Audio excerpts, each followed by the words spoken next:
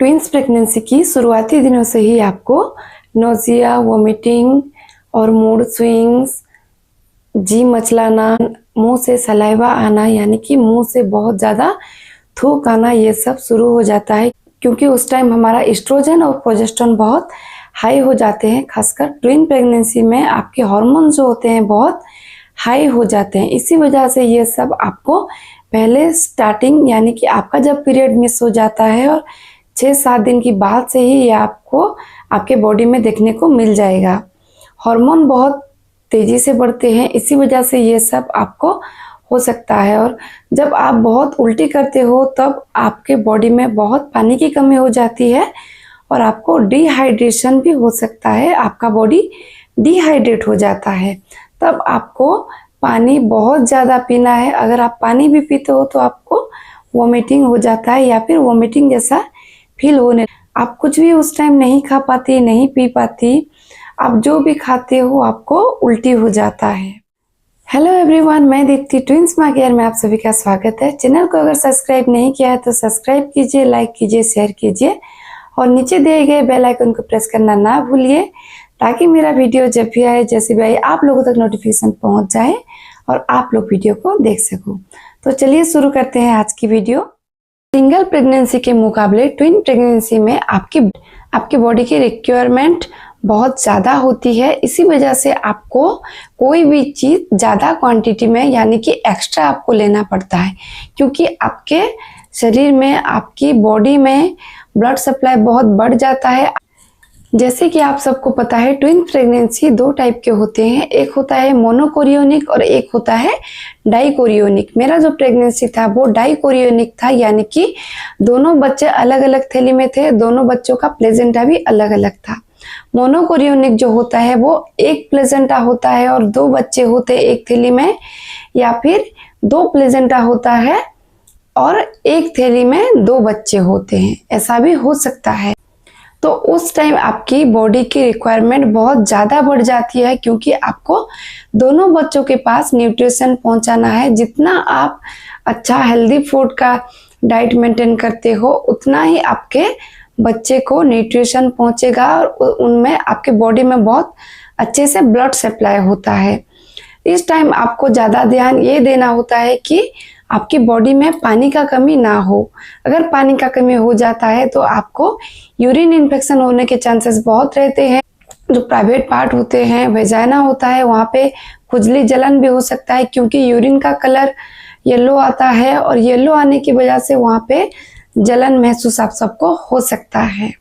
इसी वजह से आपको पानी की कमी कभी भी बॉडी पे आपका नहीं करना है। आपको हाइड्रेशन हर टाइम मेंटेन करके रखना है। डिहाइड्रेट आपको बॉडी को बिल्कुल भी नहीं होने देना है। इन प्रेगनेंसी के दौरान आपके बॉडी में सूजन भी बहुत जल्दी देखने को मिलेगा क्योंकि आपकी बॉडी जितनी पानी की रिक्वायरमेंट करती है आप उतना नहीं पीते या फिर आपकी बॉडी को उतना ज़्यादा पानी नहीं मिल पाता। अक्सर महिलाओं का ये क्वेश्चन रहता है कि ट्विन प्रेगनेंसी में हम गन्ने का जूस कब से पी सकते हैं या फिर हमें गन्ने का जूस पीना चाहिए या नहीं चाहिए, ट्विन प्रेगनेंसी में गन्ने का जूस पीने से क्या फ़ायदा होता है। तो चलिए मैं आज आपको बताती हूँ कि ट्विन प्रेगनेंसी में गन्ने के जूस पीने से आपको क्या फ़ायदा पहुँचता है और क्या नुकसान हो सकता है और किसको और किस महिलाओं को ये जूस नहीं पीना चाहिए। मेरे प्रेगनेंसी के टाइम मैंने गन्ने के जूस को प्रेगनेंसी के 1.5 महीने बाद से ही स्टार्ट कर दिया था, यानी कि मुझे जब पता चला कि मैं प्रेग्नेंट हूँ उससे 15 दिन के बाद ही मैंने गन्ने के जूस को स्टार्ट कर दिया था क्योंकि मुझे पानी पीने में बिल्कुल भी अच्छा नहीं लग रहा था।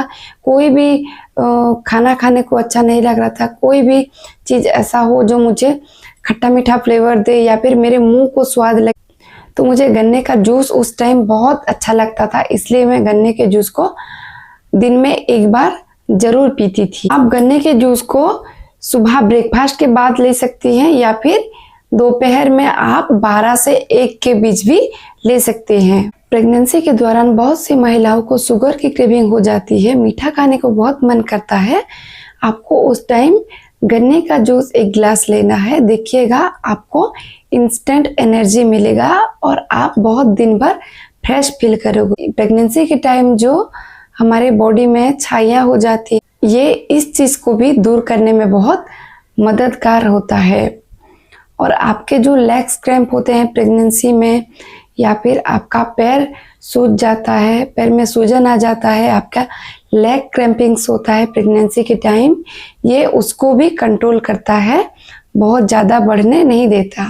प्रेगनेंसी के टाइम आप गन्ने की जूस लेते हो तो ये आपका यूरिन इन्फेक्शन को भी नहीं होने देता, क्योंकि आपके वजाइना में जो बैक्टीरिया होते हैं, जो बाहर के बैक्टीरिया से लड़ते हैं, आपके वजाइना के पास जो बैक्टीरिया होते हैं ये उन सारे बैक्टीरिया को बढ़ा देता है, जिससे कि अगर बाहर का बैक्टीरिया भी अंदर जाने की कोशिश करता है उन लोगों को मार देते हैं, और आपको यूरिन इन्फेक्शन से बहुत राहत मिलता है, और आपको यूरिन इन्फेक्शन कभी भी नहीं होगा अगर आप प्रेगनेंसी के दौरान गन्ने का जूस लेते हो। तो अगर आप प्रेगनेंसी के टाइम ज़्यादा बीमार नहीं पड़ना चाहते तो आपको गन्ने के जूस को ज़रूर लेना है, क्योंकि इसमें विटामिन सी होता है, और विटामिन सी का काम आपको बहुत अच्छे से पता है, ये इम्यूनिटी को बूस्ट करता है, और इम्यूनिटी जब हमारा बूस्ट होता है हमें बाहर का कोई भी इन्फेक्शन या फिर वायरस या फिर कुछ भी फ्लू जल्दी से नहीं होता, और हमें बहुत ज़्यादा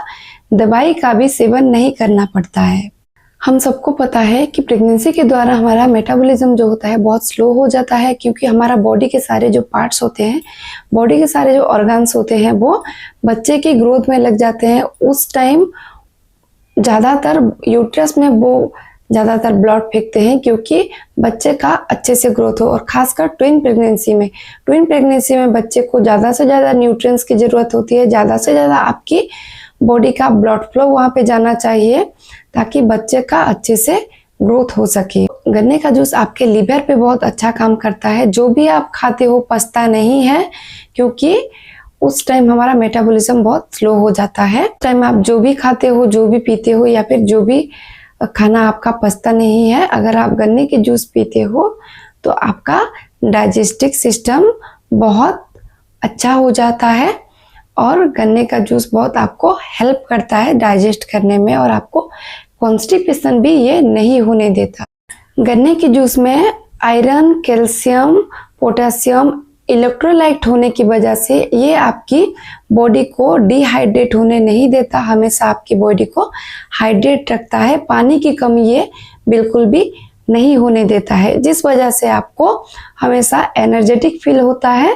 प्रेगनेंसी के टाइम हमारी बॉडी में हीमोग्लोबिन बहुत कम हो जाता है, जिस वजह से हमें चक्कर आने लगते हैं, हमें दिन भर अच्छा नहीं लगता, बिल्कुल भी बहुत वीकनेस फील होता है। अगर आप गन्ने का जूस लेते हो तो आपका ब्लड भी अच्छे से बनेगा, आपका हीमोग्लोबिन भी आपके बॉडी में धीरे धीरे करके बढ़ता जाएगा। गन्ने के जूस में कैल्शियम होने की वजह से ये आपकी रीढ़ की हड्डी को बहुत मजबूत करेगा, और आपको प्रेगनेंसी के टाइम जो लेग क्रैम्प्स होते हैं, या आपकी कमर में बहुत दर्द होता है, आपके जोड़ों में बहुत दर्द होता है, ये उसे भी बहुत कम करेगा। अगर आप गन्ने की जूस को रेगुलर फॉर्म में लेते हो तो ये आपकी प्रेगनेंसी के टाइम आपकी चेहरे में बहुत ग्लो लाता है, आपका हेयर बहुत शाइन करता है, आपका हेयर ग्रोथ बहुत अच्छे से होता है। प्रेगनेंसी के टाइम हर महिला का हेयर फॉल्स हो जाता है, या फिर हेयर झड़ने लगते हैं।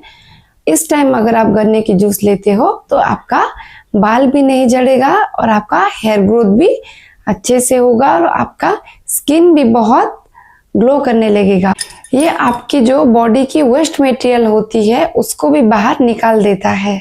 जैसे कि आप सबको पता है ट्विंस प्रेगनेंसी एक हाई रिस्क प्रेगनेंसी होता है। आपको उसी प्रकार से आपकी डाइट में हरी पत्ती सब्जी और ऐसे प्रोटीन की चीज़ें और कैल्शियम की चीज़ें शामिल करना है, जिस वजह से आपका बच्चे का बहुत अच्छे से ग्रोथ हो और उसका अच्छे से वेट गेन हो सके। क्योंकि ट्विंस प्रेगनेंसी में कुछ भी कहा नहीं जा सकता कि आपका बच्चे जो होते हैं वो कब पैदा होंगे। हो सकता है वो 9th मंथ तक आपके पेट में रहे, हो सकता है वो 7 मंथ तक आपके पेट में रहे और उसके बाद उनका डिलीवरी हो सकता है वो 9.5 महीने भी आपके पेट में रहे और उसका डिलीवरी हो। तो आपको इस चीज़ का बहुत ध्यान रखना है कि आपको उनका वेट गेन बहुत अच्छे से करना है। आपको कोई भी चीज़ें अगर पसंद नहीं भी आती, जैसे कि हरी सब्जियां, क्योंकि प्रेगनेंसी के टाइम बहुत चटपटा चीज़ें खाने की बहुत मन करता है और मैदे की चीज़ें खाने का बहुत मन करता है। आपको इन चीज़ों को अवॉइड करना है, क्योंकि आप अगर इसको लेते हो तो आपका बच्चे को तो नुकसान पहुंचेगा ही पहुंचेगा, आपकी वेट गेन भी बहुत ज़्यादा हो जाएगी, जिस वजह से आपकी पैर में सूजन बहुत जल्दी आ सकता है। पैर में अगर सूजन बहुत जल्दी आ जाता है तो आपको उठने बैठने में बहुत प्रॉब्लम हो जाएगा। इसके फायदे के बारे में तो हमने जान लिया, अब बात करते हैं इसके नुकसान के बारे में कि गन्ने की जूस अगर आप रेगुलर लेते हो तो आपको क्या क्या नुकसान पहुंच सकता है।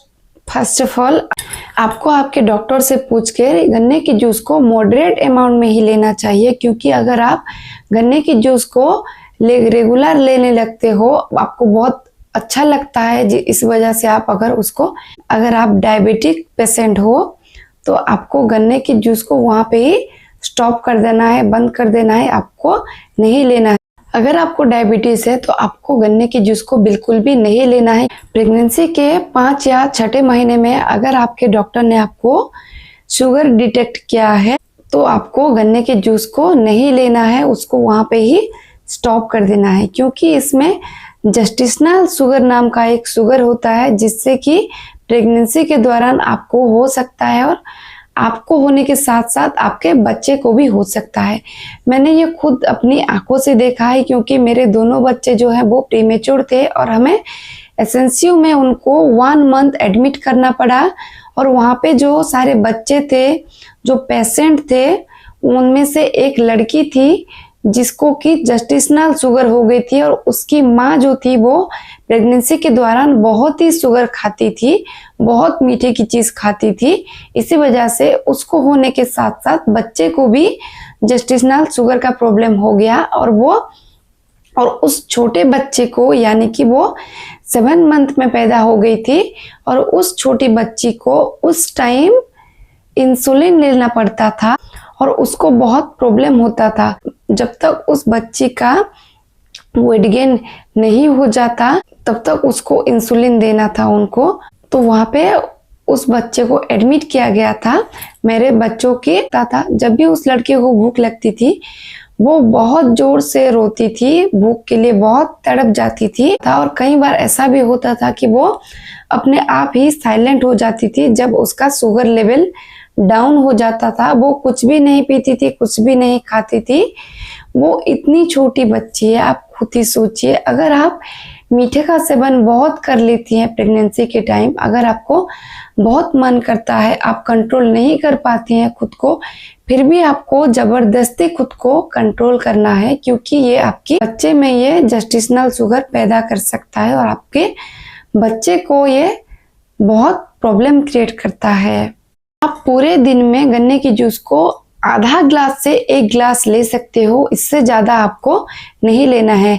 हम सबको पता है कि हाइजीन मेंटेन करना बहुत ज़रूरी है प्रेगनेंसी के टाइम, और गन्ने का जूस जो होता है वो घर में हम नहीं बना सकते, हमें कोई स्टॉल से ही लाना होता है या फिर कोई दुकान से ही लाना होता है। तो आप जब भी जाए स्टॉल पे लाने तो आप ऐसे स्टॉल का चूज कीजिए वहाँ पे हाइजीन मेंटेन हो और बहुत साफ सफाई हो, क्योंकि अगर वहाँ पे हाइजीन मेंटेन नहीं होगा और वहाँ से आप गन्ने की जूस पी लेते हो तो आपको फूड पॉइजनिंग भी हो सकता है और आपका पेट बहुत खराब हो सकता है, जो कि प्रेगनेंसी के लिए सही बिल्कुल भी नहीं है। तो आपको जिस दुकान पे या जिस स्टॉल पे अच्छा हाइजीन मेंटेन कर रहे हैं उस दुकान से ही गन्ने की जूस को पीना है।